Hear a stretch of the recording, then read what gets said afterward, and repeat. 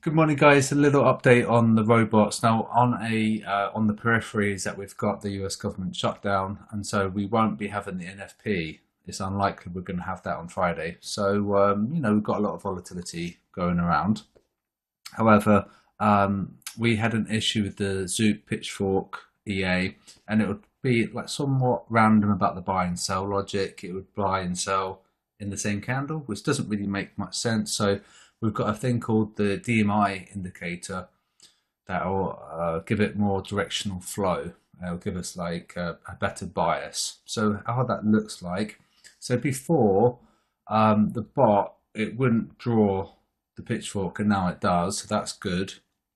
And now the indicator that we use for the trend is the thing called the DMI, and the DMI is these red and green lines on the ADX. It's essentially a component of the ADX, okay?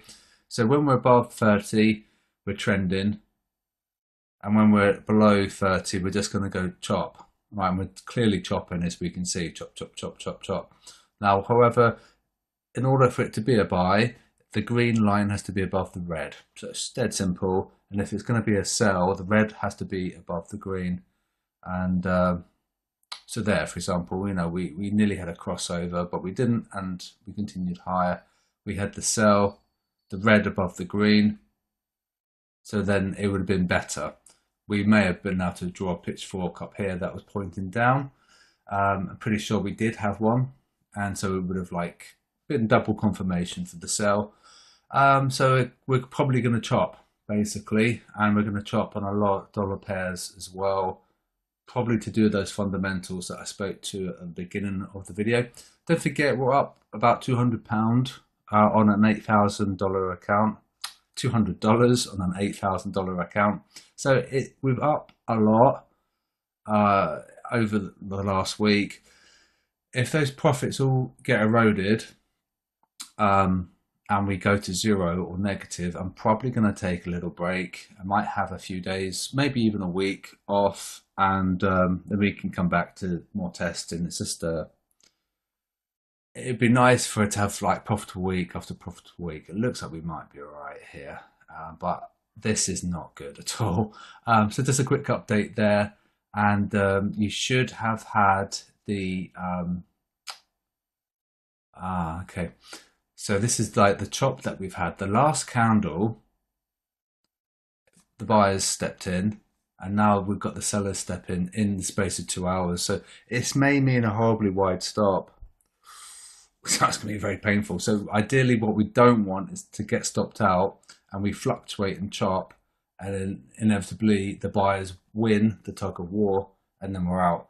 But it's a slightly risky gamble in so much we've got wide stops, but we're relying on the messages to get us out. One test that we could do is to get us out if we've got an opposing message like this. So that isn't too bad. That's not too damaging. What's that, like 30 pips or so? But we'll keep to the original test and we'll just keep it as it is. Wide stops, and we're going to get the message to kick us out, okay? So that's the volumes EA. Pitchfork, it's going to be okay, I think. Once we got stopped out and take profit, then it's just going to use the new logic, version 3. Okay, so we're version 3 now, and you can also turn that off or on. That's the directional filter here. Okay, so you can turn that on and off, and up we go, or chop. And dollar CAD. Horrible, basically. I don't know whether or not we're actually going to start to trend lower, because like you see, we're making lower highs as well, aren't we? And we made a lower low as well, so we're probably just going to chop today. But like I said, if we've got a negative week and we've eroded all that profit, I'm probably going to take a few days off, just for sanity reasons, I think. But gold, luckily, has been going well, so that's cool. And we may even get to take profit again. And it keeps buying because of the strength of the zigzags. Okay, we calculated the speed. It's got a 900 speed. It's based on the volatility and the zigzags and how they compress over time.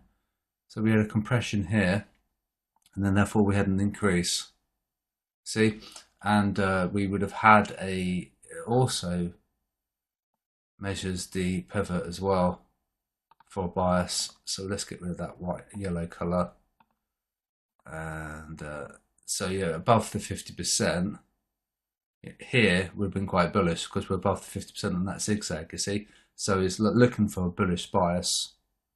Likewise, if we do this, anything above 50%, it's got a bullish bias. Okay, so so far so good. We'll have to wait and see. We're actually pumping a bit, which is nice. What is causing that? Pound. Oh, okay. Right, I need to do that. I need to fix that. Right, that's the reason why that's pumping, because of the risk. We don't want to do that. I mean, we could do that. We could have 1% risk. But I think we'll just do this for now. So I need to just tell people to do that because, you know, it could be a bit risky. So we'll have 0.1% risk as opposed to 1%, okay? And I'm just going to close that down because that was like a trade that shouldn't have triggered. It was too large. So we, I mean, to be honest with you, with a 1%, that's not too bad. But we are testing, and I don't really want a vastly negative week. It could have continued higher, but that's what we need to do. So when you're on the inputs, change your risk percent, okay? And so that's just the video on the 4 bots. This has been completely revamped. This should be a lot better. As you saw, we made a nice little tidy sum. You could theoretically keep 1% profit, 1% risk percent. It's up to you.